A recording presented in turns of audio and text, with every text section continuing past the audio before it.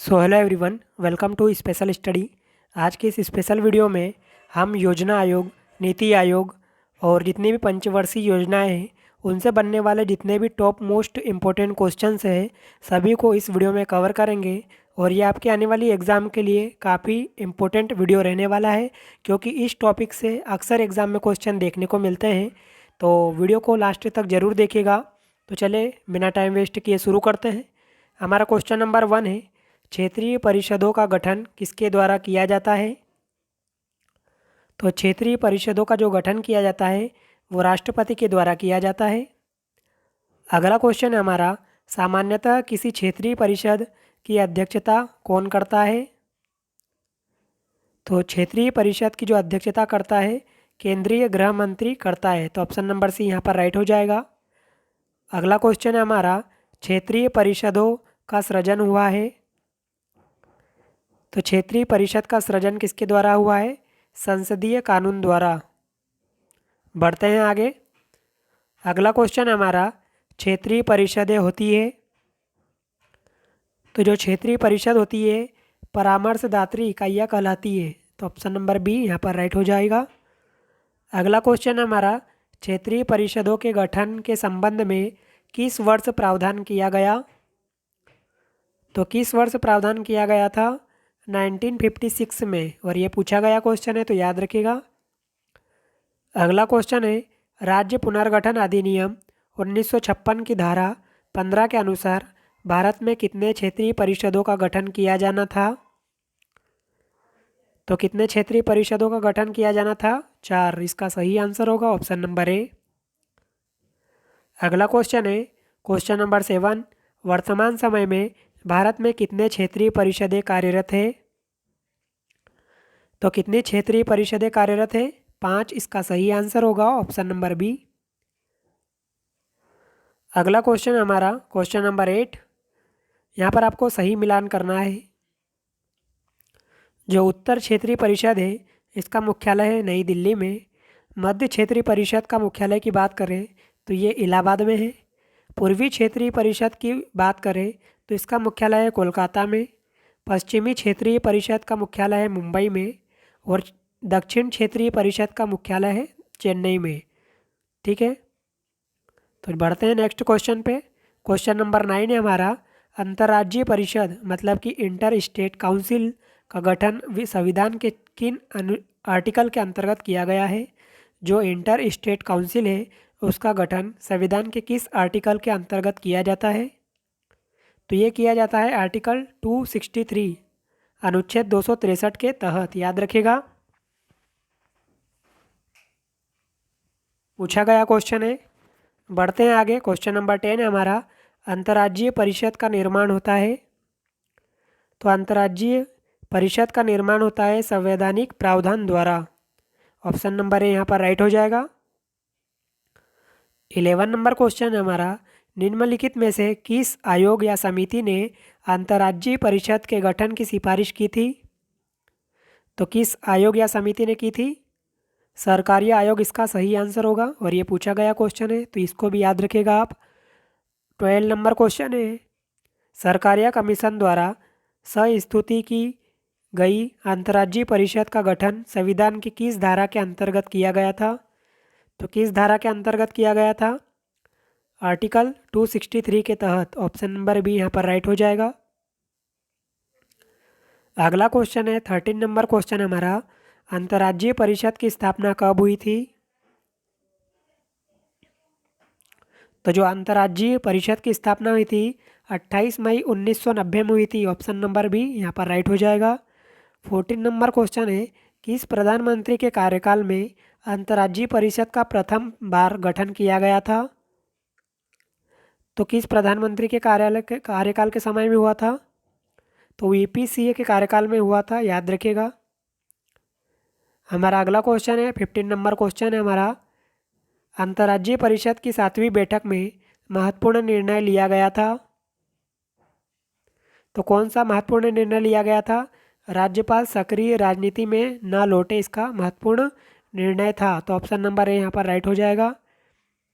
अगला क्वेश्चन है हमारा, अंतर्राज्यीय परिषद की नियुक्ति कौन करता है? तो अंतर्राज्यीय परिषद की नियुक्ति करते हैं दोस्तों राष्ट्रपति। ये भी पूछा गया क्वेश्चन है, तो इसको भी आईएमपी लगा लीजिएगा।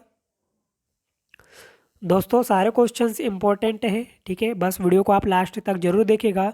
इस टॉपिक से डेफिनेटली आपकी एग्जाम में 1 या 2 नंबर के क्वेश्चन जरूर देखने को मिलेंगे। हमारा अगला क्वेश्चन है, राष्ट्रपति द्वारा नियुक्त अंतर्राज्यीय परिषद का प्रमुख कार्य क्या है?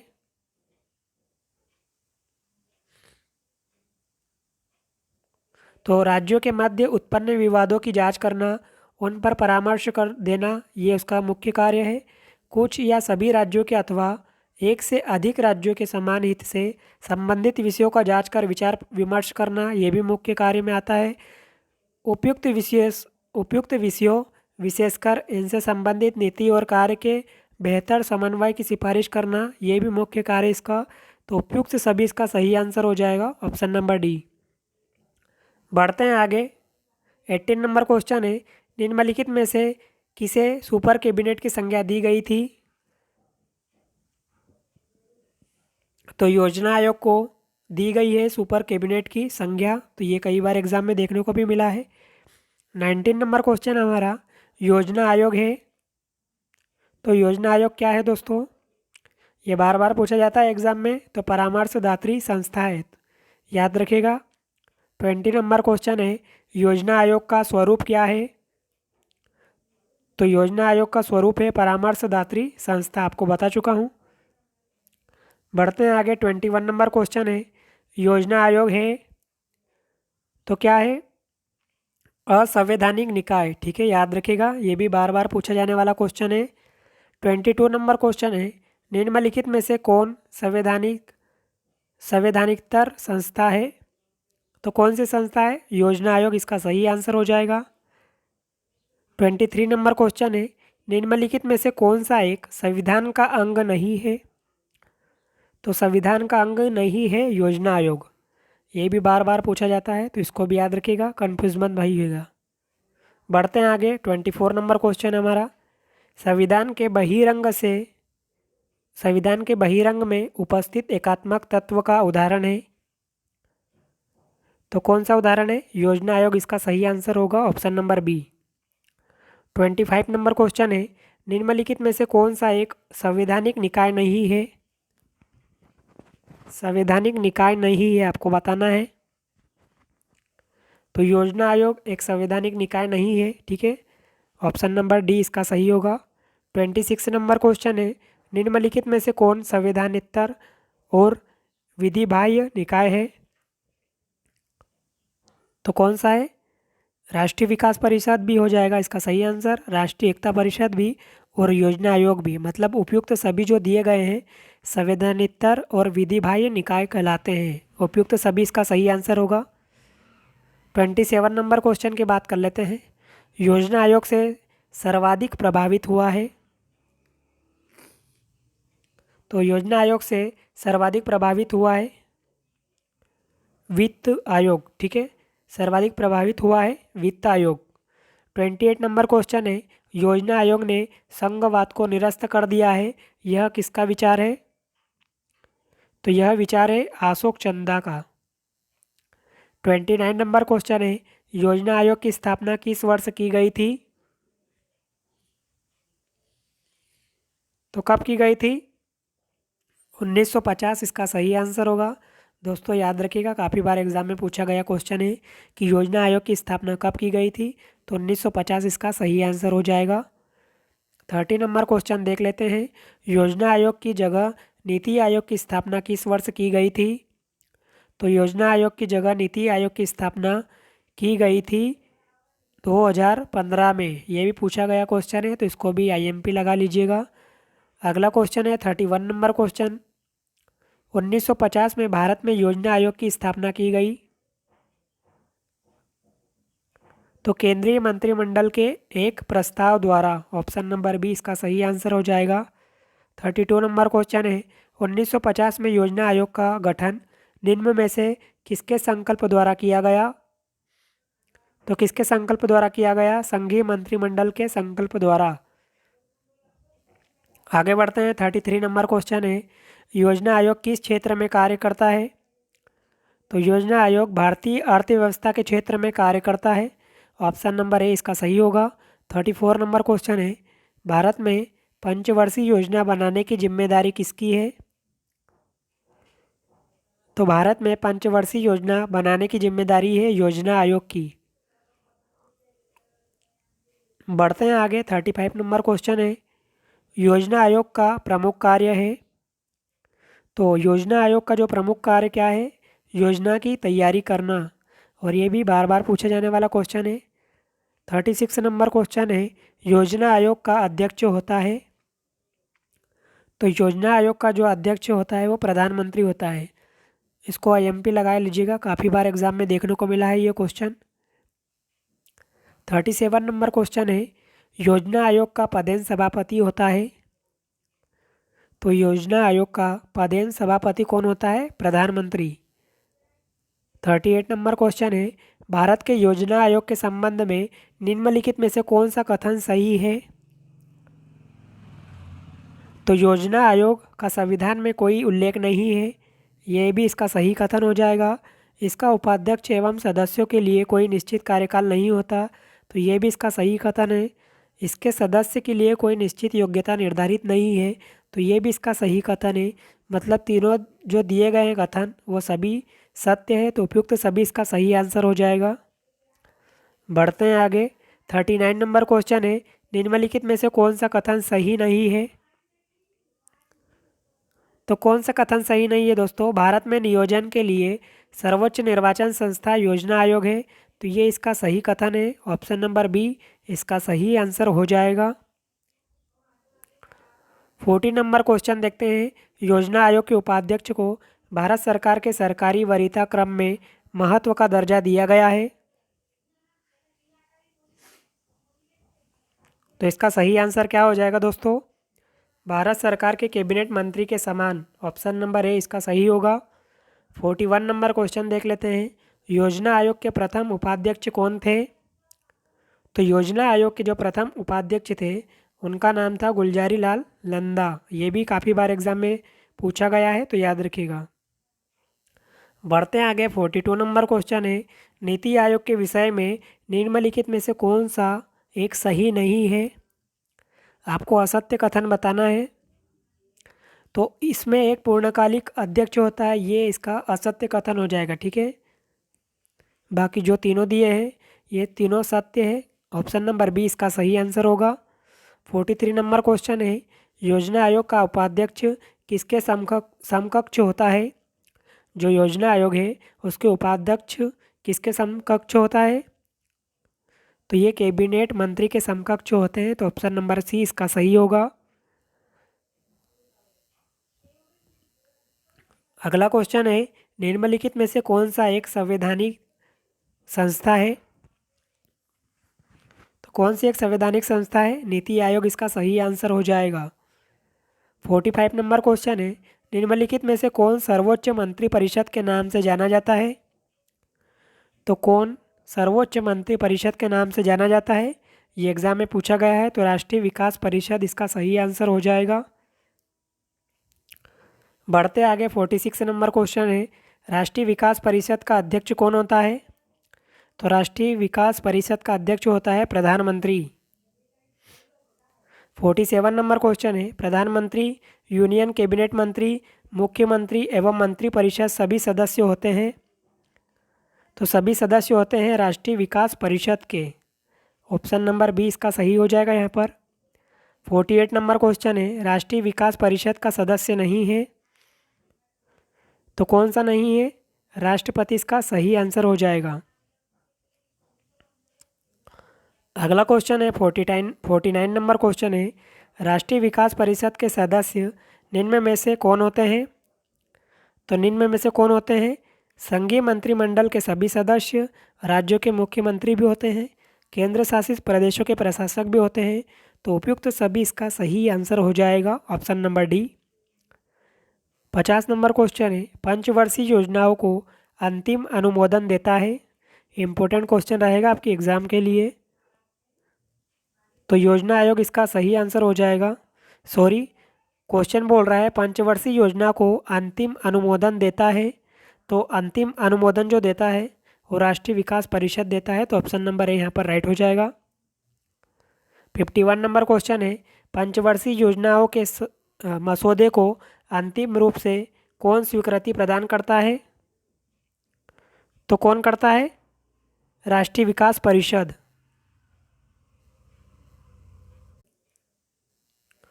52 नंबर क्वेश्चन है, राष्ट्रीय विकास परिषद का मुख्य संबंध होता है? तो राष्ट्रीय विकास परिषद का मुख्य संबंध किससे होता है दोस्तों? तो इसका सही आंसर हो जाएगा पंचवर्षीय योजना को अनुमोदन से। पंचवर्षीय योजना के अनुमोदन से होता है राष्ट्रीय विकास परिषद का संबंध। तो ऑप्शन नंबर ए इसका सही हो जाएगा। 53 नंबर क्वेश्चन है, भारत की पंचवर्षीय योजना अंतिम रूप से अनुमोदित की जाती है?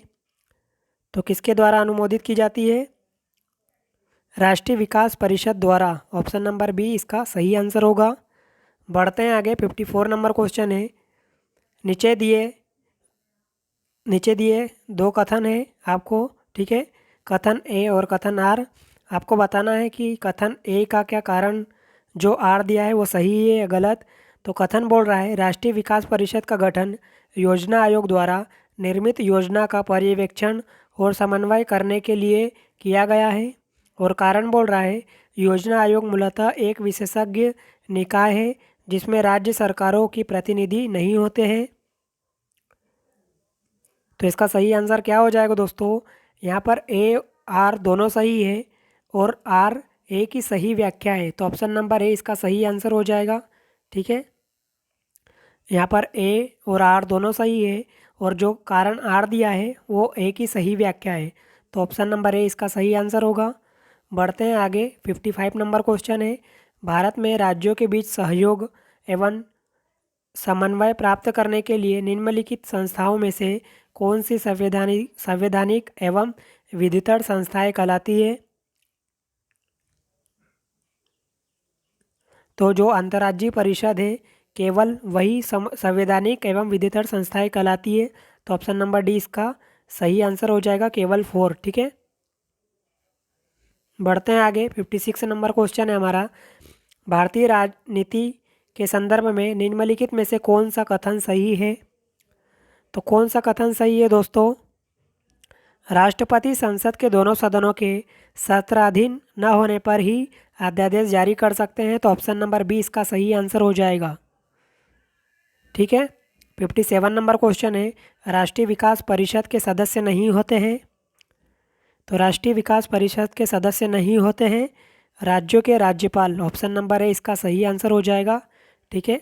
राज्यों के राज्यपाल नहीं होते हैं। अगला क्वेश्चन है, राष्ट्रीय विकास परिषद का उद्देश्य है? तो राष्ट्रीय विकास परिषद का उद्देश्य क्या है? बजट ऑडिट करना। ऑप्शन नंबर बी इसका सही आंसर हो जाएगा। 59 नंबर क्वेश्चन है, वित्त आयोग क्या है? तो वित्त जो आयोग है दोस्तों वो है पंचवार्षिक निकाय। पंचवार्षिक निकाय है वित्त आयोग। अगला क्वेश्चन है, संविधान के आर्टिकल 280 में वर्णित वित्त आयोग का निर्णय करता है, वित्त आयोग का निर्माण करता है। तो वित्त आयोग का निर्माण कौन करता है दोस्तों? भारत का राष्ट्रपति।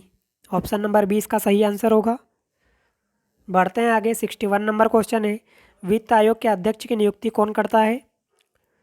तो वित्त आयोग के अध्यक्ष की नियुक्ति करता है राष्ट्रपति। 62 नंबर क्वेश्चन है, वित्त आयोग का गठन कितनी अवधि के लिए होता है? तो कितनी अवधि के लिए होता है? 5 वर्ष के लिए। ये भी पूछा गया क्वेश्चन है, आईएमपी लगा लीजिएगा। बढ़ते हैं आगे। 63 नंबर क्वेश्चन देखते हैं, भारतीय संविधान के अनुसार निम्नलिखित में से क्या संवैधानिक निकाय या संस्था है? तो वित्त आयोग एक संवैधानिक निकाय है, याद रखिएगा। 64 नंबर क्वेश्चन है, भारत में वित्त आयोग का प्रमुख कार्य है? तो भारत में वित्त आयोग का प्रमुख कार्य क्या है? केंद्र एवं राज्य के बीच राजस्व का वितरण करना। ऑप्शन नंबर ए इसका सही होगा। अगला क्वेश्चन है 65 नंबर क्वेश्चन, केंद्र एवं राज्य में राजस्व के वितरण में सबसे महत्वपूर्ण भूमिका निम्नलिखित में से कौन निभाता है? तो सबसे महत्वपूर्ण जो भूमिका निभाता है वह निभाता है वित्त आयोग। ठीक है। अगला क्वेश्चन है, राज्यों की सहायता अनुदान राजस्व आवंटित होता है तो वित्त आयोग द्वारा होता है राज्यों की सहायता अनुदान राजस्व। ठीक है। बढ़ते हैं आगे। 67 नंबर क्वेश्चन है, सामान्यतः 5 वर्षों बाद वित्त आयोग की स्थापना की जाती है। तो 5 वर्षों बाद वित्त आयोग की स्थापना की जाती है केंद्रीय अनुदान और संघ के राजस्व में राज्यों का अंश निर्धारित करने के लिए। तो ऑप्शन नंबर डी इसका सही आंसर होगा। 68 नंबर क्वेश्चन है, राज्यों के कर भाग को निर्धारित करने का अधिकार किसके पास है? तो यह अधिकार है वित्त आयोग के पास, और ये पूछा गया क्वेश्चन है, आईएमपी है। ठीक है। बढ़ते हैं आगे। 69 नंबर की बात करें, केंद्र एवं राज्यों के मध्य वित्तीय विवादों के निपटारे हेतु मुख्य एजेंसी है। तो कौन सी मुख्य एजेंसी है? वित्त आयोग इसका सही आंसर होगा, option number D. 70 number question की बात करें, भारत में संघीय वित्त संबंध रखता है तो किसके बीच रखता है? राज्यों एवं केंद्र के बीच वित्त से। तो ऑप्शन नंबर बी इसका सही आंसर हो जाएगा। आगे देखते हैं। 71 नंबर क्वेश्चन है, भारत में राष्ट्रपति को विशिष्ट केंद्र राज्य राजकोषीय संबंधों के बारे में सुझाव किसके द्वारा दिया जाता है? तो यह सुझाव दिया जाता है वित्त आयोग के द्वारा। ठीक है, वित्त आयोग के द्वारा दिया जाता है।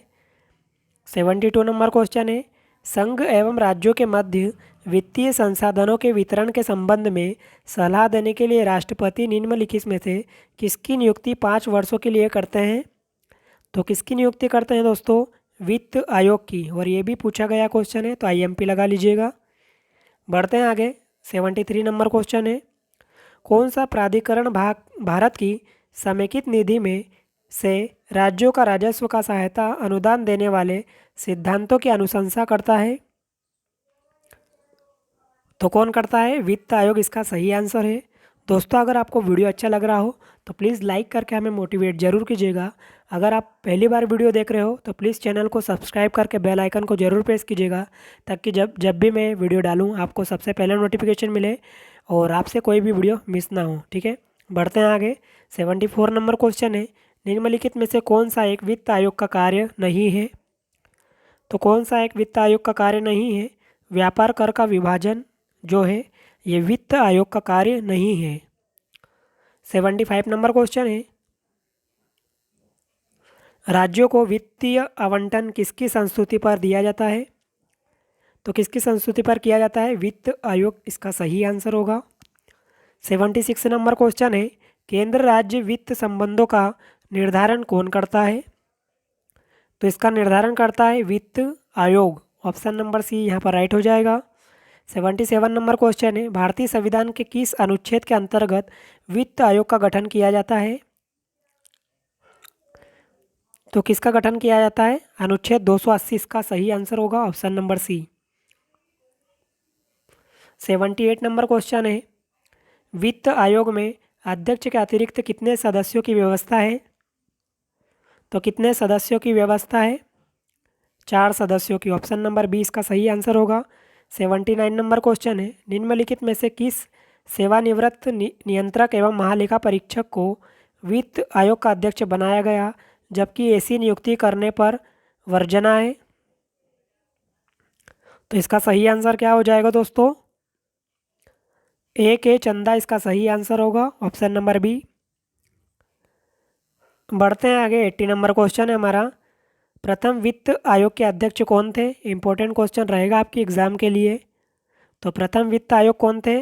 के सी नियोगी। काफ़ी बार एग्जाम में पूछा गया है क्वेश्चन, तो याद रखिएगा। 81 नंबर क्वेश्चन है, 14वें वित्त आयोग के अध्यक्ष कौन है? तो 14वें वित्त आयोग के जो अध्यक्ष हैं वाई वी रेड्डी इसका सही आंसर होगा। ये भी बार बार पूछे जाने वाला क्वेश्चन है। 82 नंबर क्वेश्चन देखते हैं, निम्नलिखित में से कौन सा प्राधिकरण भारत की समेकित निधि से राज्यों को राजस्व का सहायता अनुदान देने वाले सिद्धांतों की अनुशंसा करता है? तो कौन करता है? वित्त आयोग, ऑप्शन नंबर ए इसका सही आंसर हो जाएगा यहाँ पर।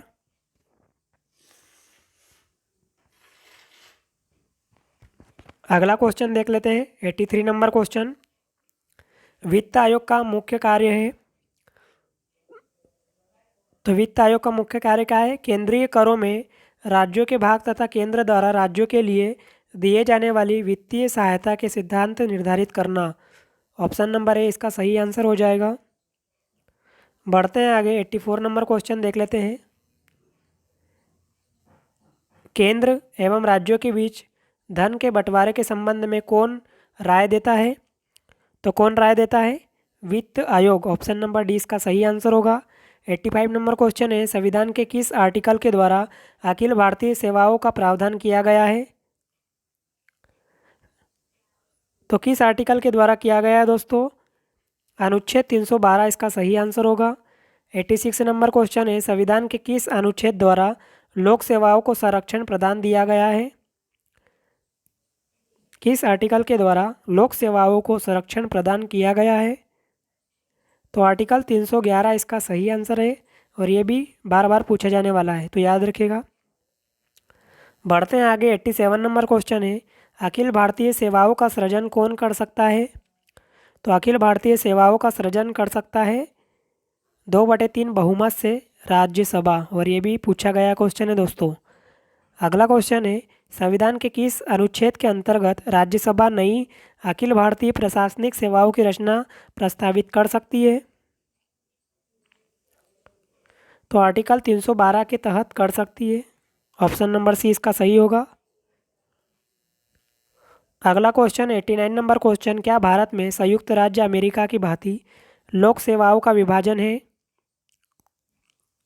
तो इसका सही आंसर होगा नहीं, ठीक है। 19 नंबर क्वेश्चन है, भारत में किस प्रकार की प्रशासनिक सेवाएं हैं? तो किस प्रकार की प्रशासनिक सेवा है? अखिल भारतीय सेवा, केंद्रीय सेवा, प्रांतीय सेवा, उपयुक्त सभी इसका सही आंसर होगा। मतलब तीनों प्रकार की सेवाएं भारत में है, ठीक है, प्रशासनिक सेवाएं। 91 नंबर क्वेश्चन देख लेते हैं। निम्नलिखित में से कौन अखिल भारतीय सेवा नहीं है? तो कौन सी अखिल भारतीय सेवा नहीं है? भारतीय ऑडिट अकाउंट्स सेवा, ठीक है, जो भारतीय ऑडिट है एवं अकाउंट सेवा है वो जो है अखिल भारतीय सेवा नहीं है। तो ऑप्शन नंबर सी इसका सही आंसर होगा। अगला क्वेश्चन है, भारतीय अखिल भारतीय सेवा में सम्मिलित नहीं है। तो अखिल भारतीय सेवा में सम्मिलित नहीं है भारतीय विदेश सेवा। ऑप्शन नंबर सी इसका सही आंसर हो जाएगा। बढ़ते आगे 93 नंबर क्वेश्चन है, अखिल भारतीय सेवा नहीं है। तो अखिल भारतीय सेवा क्या नहीं है? भारतीय राजस्व सेवा इसका सही आंसर है। Option number D. 94 number question की बात कर लेते हैं दोस्तों। 1961 तक किसी अतिरिक्त अखिल भारतीय सेवा की स्थापना नहीं की गई थी। तब से अब तक अखिल भारतीय सेवाओं की सूची में शामिल की गई नई सेवा निम्न में से कौन है? तो निम्न में से कौन सी हो जाएगी? तो ये जितनी भी सेवाएं दी गई है दोस्तों, ये सभी सेवाएं अखिल भारतीय सेवा है, ठीक है। तो ऑप्शन नंबर डी इसका सही आंसर हो जाएगा। बढ़ते हैं आगे 95 नंबर क्वेश्चन है,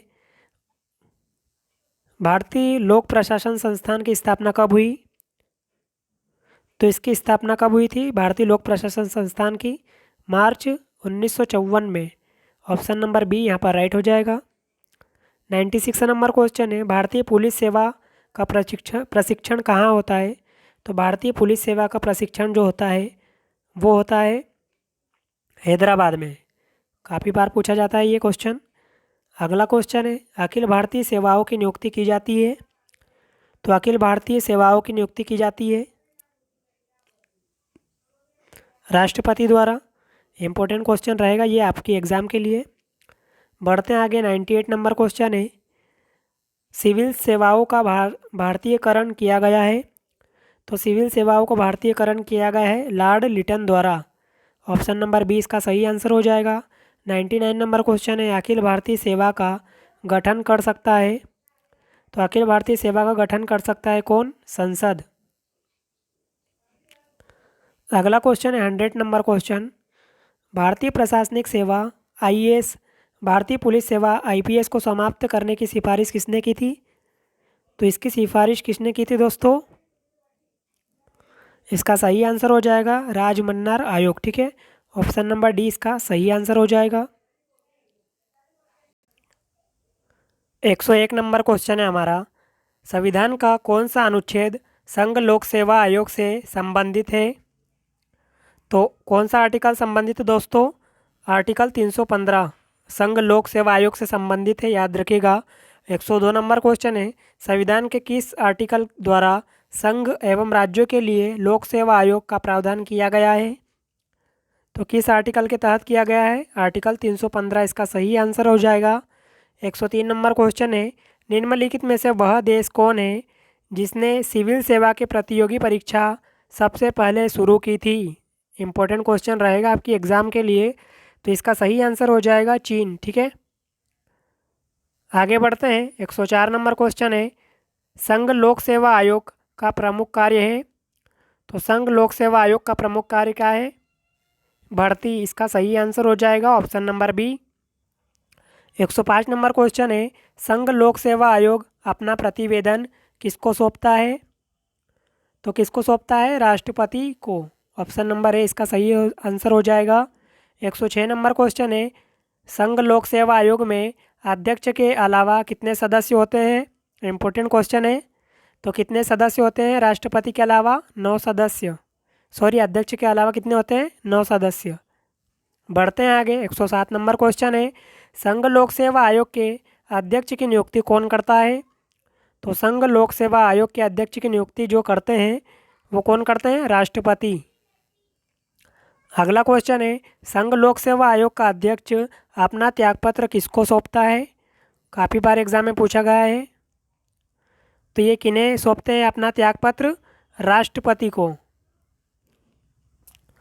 109 नंबर क्वेश्चन है, संघ लोक सेवा आयोग के अध्यक्ष की पदावधि कितनी होती है? तो कितनी होती है दोस्तों? 6 वर्ष या 65 वर्ष की आयु, जो भी पहले पूर्ण हो। ठीक है, तो ऑप्शन नंबर बी इसका सही आंसर होगा। ये भी काफ़ी बार एग्जाम में देखने को मिला है। 110 नंबर क्वेश्चन है, संघ लोक सेवा आयोग के अध्यक्ष को कितना रुपया प्रतिमाह वेतन मिलता है? तो कितना रुपया मिलता है? 90,000 रुपये। ऑप्शन के अकॉर्डिंग ऑप्शन नंबर बी इसका सही आंसर हो जाएगा। 111 नंबर क्वेश्चन है, संघ लोक सेवा आयोग के सदस्यों की संख्या को निर्धारित करने की शक्ति किसको प्राप्त है? तो यह शक्ति प्राप्त है राष्ट्रपति को। ऑप्शन नंबर ए इसका सही आंसर हो जाएगा। 112 नंबर क्वेश्चन है, संघ लोक सेवा आयोग के सदस्यों की नियुक्ति कौन करता है? तो जो संघ लोक सेवा आयोग के सदस्यों की नियुक्ति करते हैं वो कौन करते हैं? राष्ट्रपति इसका सही आंसर होगा। बढ़ते हैं आगे। 113 नंबर क्वेश्चन है, संघ लोक सेवा आयोग के सदस्य अपना त्यागपत्र किसको सौंपते हैं? तो किसे सौंपते हैं? राष्ट्रपति को। 114 नंबर क्वेश्चन है, संघ लोक सेवा आयोग के सदस्य की पदावधि कितनी होती है? तो कितनी होती है दोस्तों? 6 वर्ष या 65 वर्ष की आयु, जो भी पहले पूर्ण हो। ऑप्शन नंबर बी इसका सही आंसर हो जाएगा।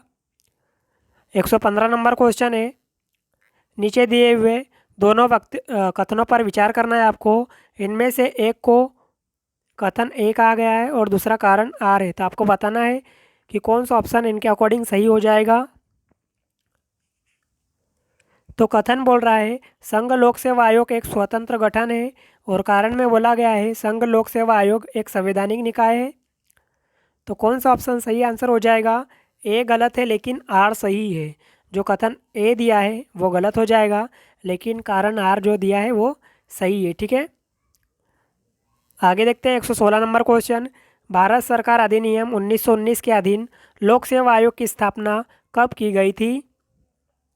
तो इसकी स्थापना कब की गई थी दोस्तों? 1926 में। ये भी काफ़ी बार एग्जाम में देखने को मिला है, तो याद रखिएगा। 117 नंबर क्वेश्चन है, प्रशासकीय या केंद्रीय सेवाओं के लिए नियुक्ति कौन करता है? तो इसकी नियुक्ति कौन करता है? संघ लोक सेवा आयोग। ऑप्शन नंबर बी इसका सही आंसर होगा। 118 नंबर क्वेश्चन है, 2 या 2 से अधिक राज्यों के लिए गठित संयुक्त राज्य लोक सेवा आयोग के अध्यक्ष एवं सदस्य की नियुक्ति कौन करता है? तो कौन करते हैं? राष्ट्रपति। ऑप्शन नंबर 20 का सही आंसर होगा। 119 नंबर क्वेश्चन है, संयुक्त राज्य लोक सेवा आयोग के अध्यक्ष तथा सदस्यों की पद अवधि होती है? तो कितनी होती है? 6 वर्ष या 62 वर्ष की आयु जो भी पहले पूर्ण हो। ऑप्शन नंबर सी इसका सही आंसर हो जाएगा। आगे बढ़ते हैं। 120 नंबर क्वेश्चन है, संयुक्त राज्य लोक सेवा आयोग के अध्यक्ष तथा सदस्य अपना त्यागपत्र किसको सौंपते हैं? तो किसे सौंपते हैं? राष्ट्रपति को। ये भी काफ़ी बार एग्जाम में पूछा जाता है, याद रखिएगा। अगला क्वेश्चन है 121 नंबर क्वेश्चन, संयुक्त राज्य लोक सेवा आयोग के अध्यक्ष तथा सदस्यों को साबित कदाचार एवं असमर्थता के आधार पर कौन पद मुक्त कर सकता है? तो कौन पद मुक्त कर सकता है दोस्तों? राष्ट्रपति इसका सही आंसर हो जाएगा। 122 नंबर क्वेश्चन है, संविधान के अनुसार लोक सेवा आयोग के कृत्य सरकार के लिए है? तो सरकार के लिए है सलाहकारी। ऑप्शन नंबर ए इसका सही आंसर हो जाएगा यहाँ पर। 123 नंबर क्वेश्चन है, राज्य लोक सेवा आयोग के सदस्यों की नियुक्ति किसके द्वारा की जाती है? तो किसके द्वारा की जाती है? राज्यपाल के द्वारा। 124 नंबर क्वेश्चन है हमारा, राज्य लोक सेवा आयोग के अध्यक्ष की नियुक्ति कौन करता है? तो राज्य लोक सेवा आयोग के अध्यक्ष की जो नियुक्ति होती है वो की जाती है राज्यपाल के द्वारा। 125 नंबर क्वेश्चन देख लेते हैं, राज्य लोक सेवा आयोग के अध्यक्ष तथा सदस्य अपना त्यागपत्र किसे देते हैं? तो ये अपना त्यागपत्र देते हैं राज्यपाल को। ये भी काफ़ी बार एग्जाम में पूछा गया है। बढ़ते हैं आगे। 126 नंबर क्वेश्चन है, राज्य लोक सेवा आयोग का सदस्य सेवानिवृत्त के पश्चात जिस नियोजन के लिए पात्र है वह नियोजन है? तो वह कौन सा नियोजन है? संघ लोक सेवा आयोग का सदस्य अथवा अध्यक्ष। तो ऑप्शन नंबर ए इसका सही आंसर हो जाएगा। 127 नंबर क्वेश्चन है, संविधान के किस संशोधन द्वारा राज्य लोक सेवा आयोग के अध्यक्ष तथा सदस्य की आयु 60 वर्ष बढ़ाकर 62 वर्ष कर दी गई है? तो किस संशोधन द्वारा की गई है दोस्तों? 41वें संविधान संशोधन द्वारा। तो ऑप्शन नंबर बी इसका सही आंसर होगा। दोस्तों अगर आपने वीडियो को अभी तक लाइक नहीं किया तो प्लीज़ लाइक कीजिए, जिससे हमें मोटिवेशन मिलता है, ठीक है ना।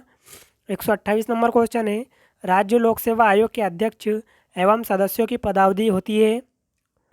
तो कितनी होती है? 6 वर्ष या 62 वर्ष की आयु जो भी पहले पूर्ण हो। तो ऑप्शन नंबर बी इसका सही आंसर हो जाएगा। 129 नंबर क्वेश्चन है, राज्य लोक सेवा आयोग के अध्यक्ष तथा सदस्यों को साबित कदाचार तथा असमर्थता के आधार पर कौन पद मुक्त कर सकता है?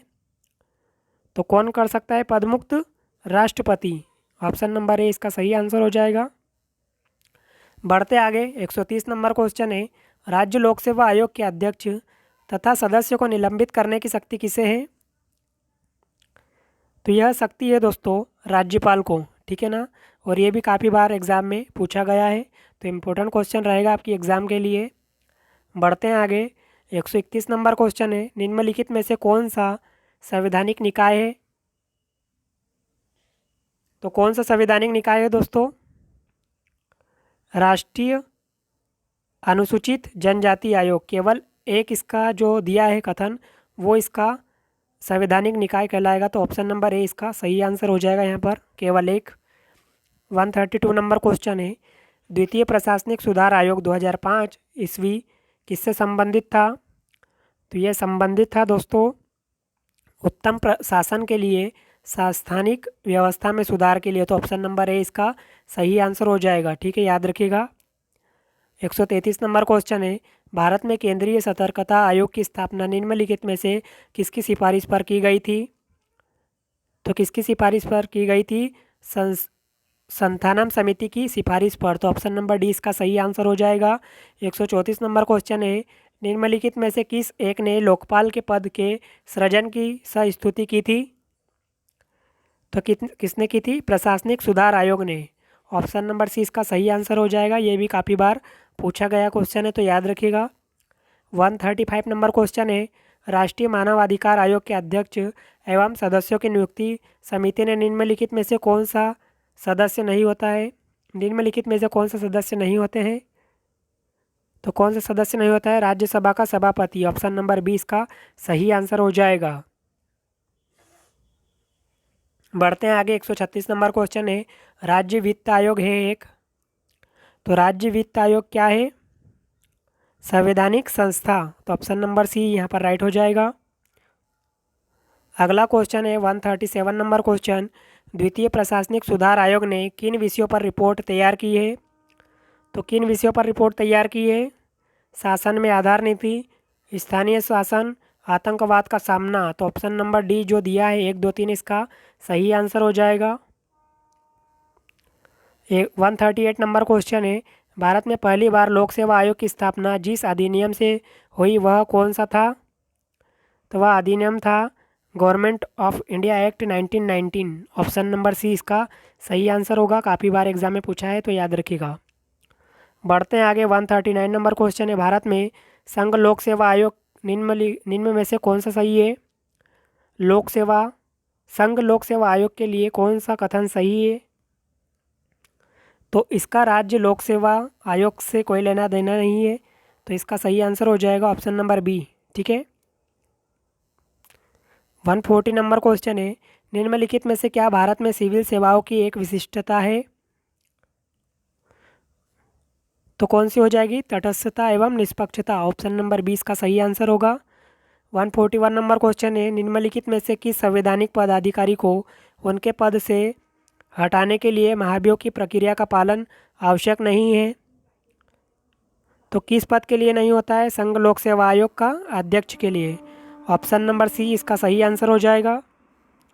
बढ़ते हैं आगे 142 नंबर क्वेश्चन है और इस वीडियो का लास्ट क्वेश्चन, भारतीय संविधान में सिविल सेवाओं की कौन सी 3 श्रेणियों का प्रावधान किया गया है?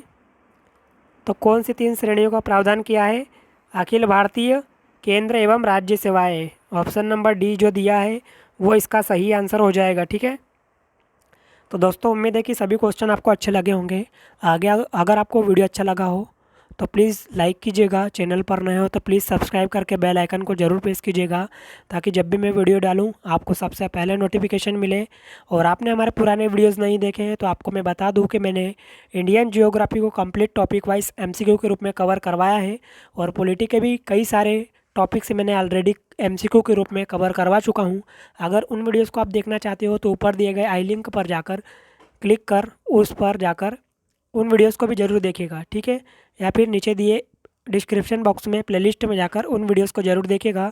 तो चलिए मिलते हैं इम्पोर्टेंट टॉपिक के साथ नेक्स्ट वीडियो में। जब तक के लिए जय हिंद, ऑल द बेस्ट।